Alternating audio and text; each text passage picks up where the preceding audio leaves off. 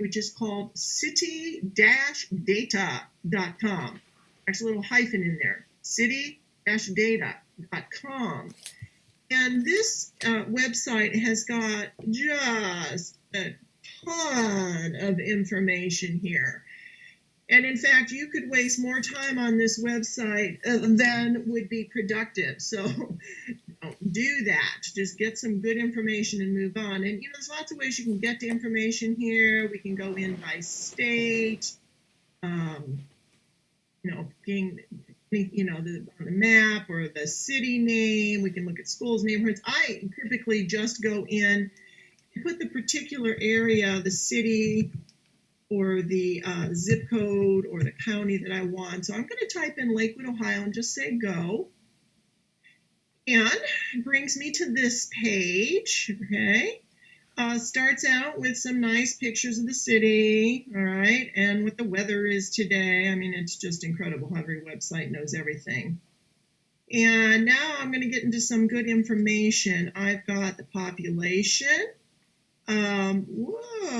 Population change since 2000 went down 10%. That's not a really good thing, is it? Look over here, the trend is down, so it's not a growth area in the last 16 years. City income versus Ohio.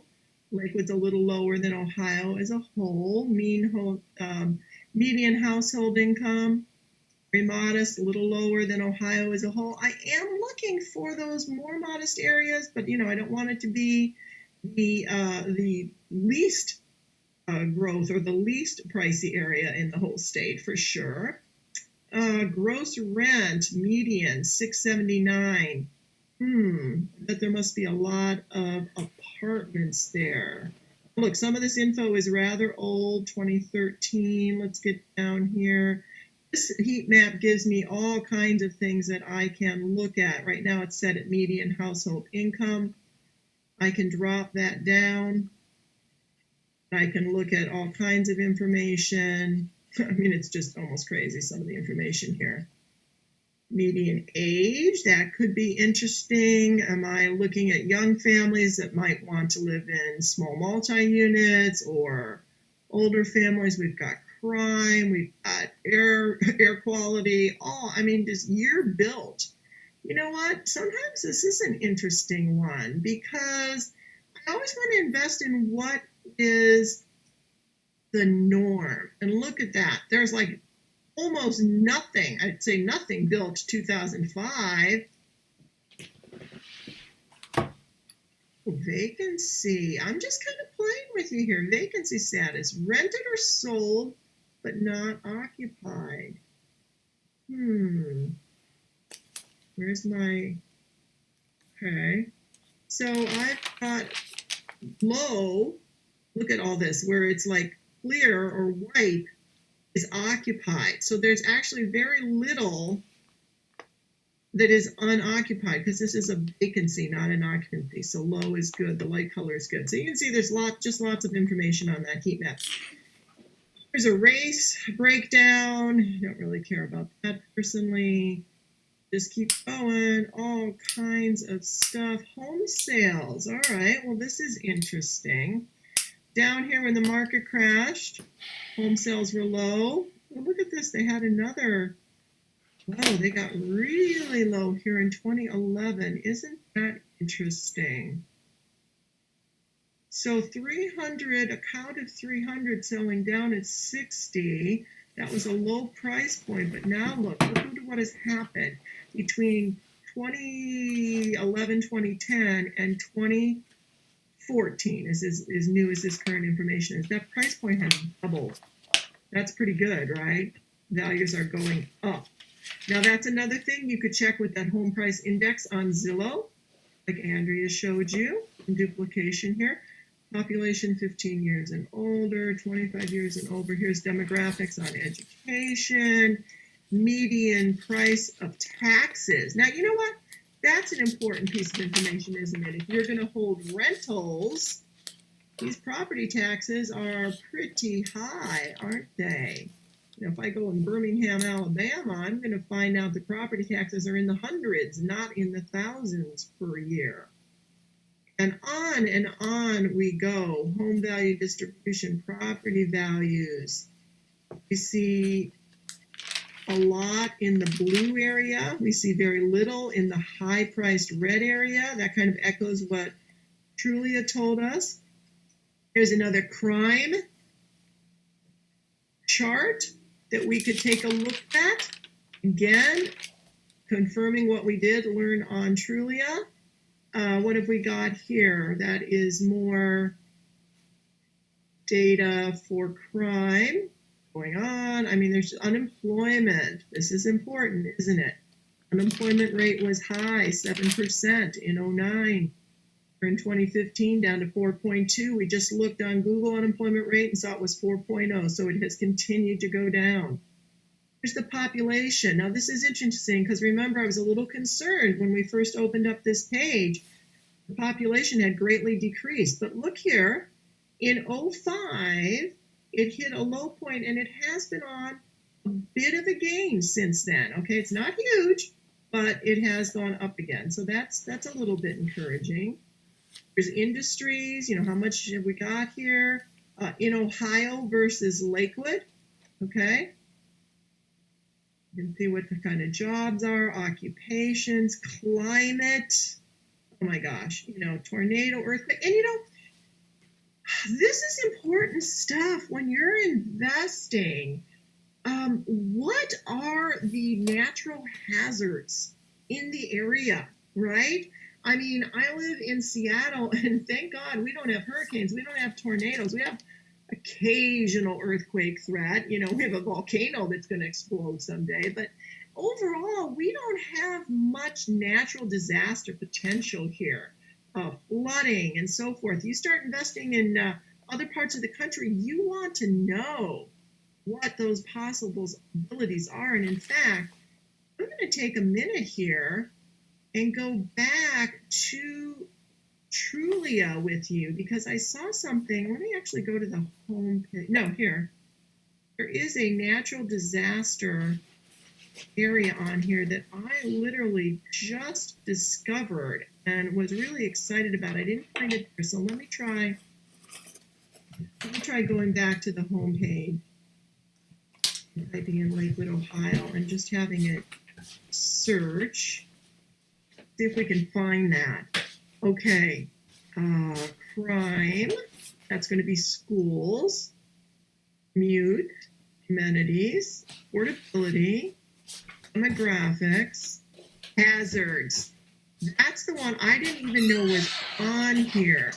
So, right now it's showing me very low hazard for earthquake. How about flooding? Again, we've got a high risk. Look at this, a high risk here along what looks to be like a river, right? So I would not want to buy a house in that area. But what if I type in New Orleans? See what we get.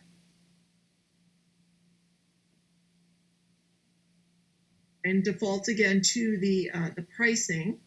But let's go over here to the hazards. We got low earthquake. Okay, what about flooding?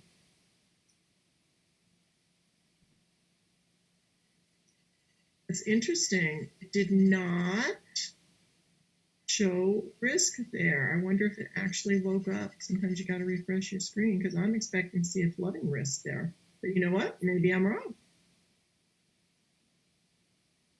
High risk, moderate risk. What about hurricane? Aha, high.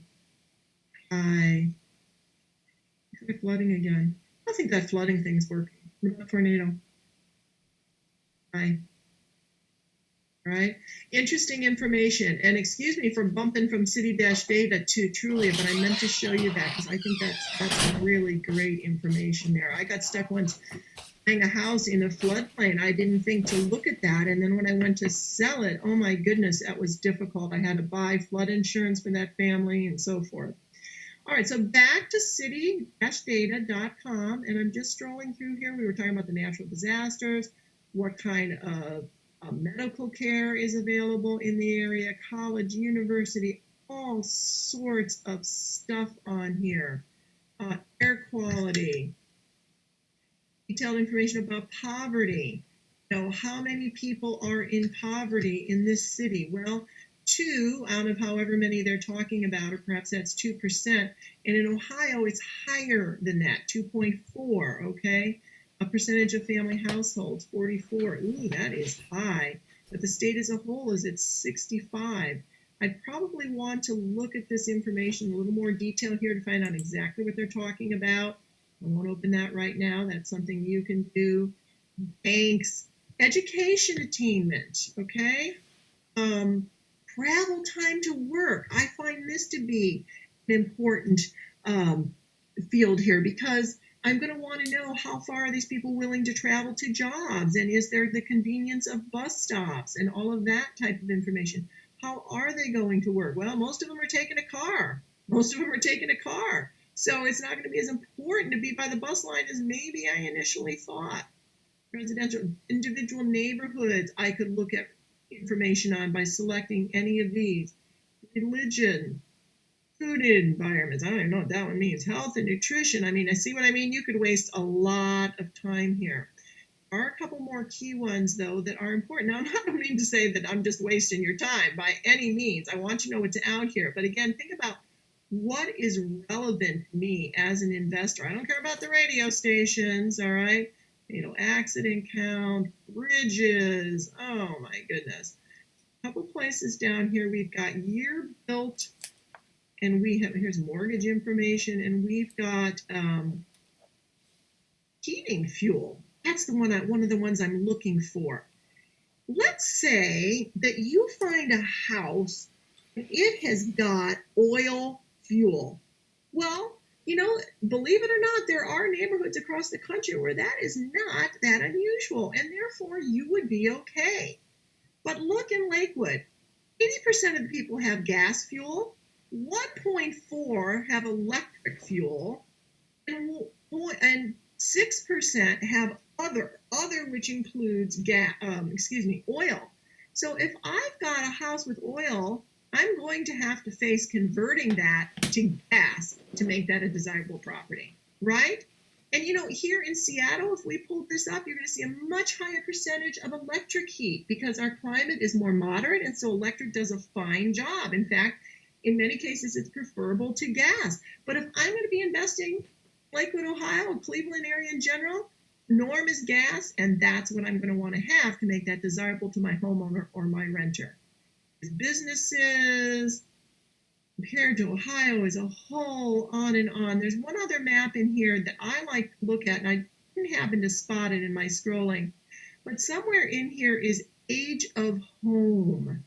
And this is another important factor because if I'm looking at a house built in 1920, once again, I'm looking in Seattle, that is rare. And people don't want what's rare, believe it or not. Most people want what's normal.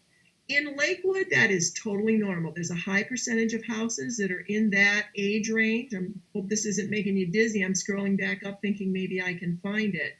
So if I was going to look at a 1920 house in Lakewood, I could confirm that was normal somewhere on this page, and therefore an investment a lot of homeowners or renters are going to consider the average normal thing to be in. They would therefore like that. All right. And we saw that there's very little new build. So if I did find something really new in Lakewood, that would be rare. So that's your little overview of city-data with a little detour we took going back to Trulia to show you some of the natural disaster area information that you can obtain. We also stopped here at Google and just did that unemployment rate. So overall, I'm feeling pretty warm and fuzzy about Lakewood, Ohio. Now, don't you steal that from me. I got some rentals there. I'm just kidding. Come on in. It's just fine because you know what? It's your time to profit.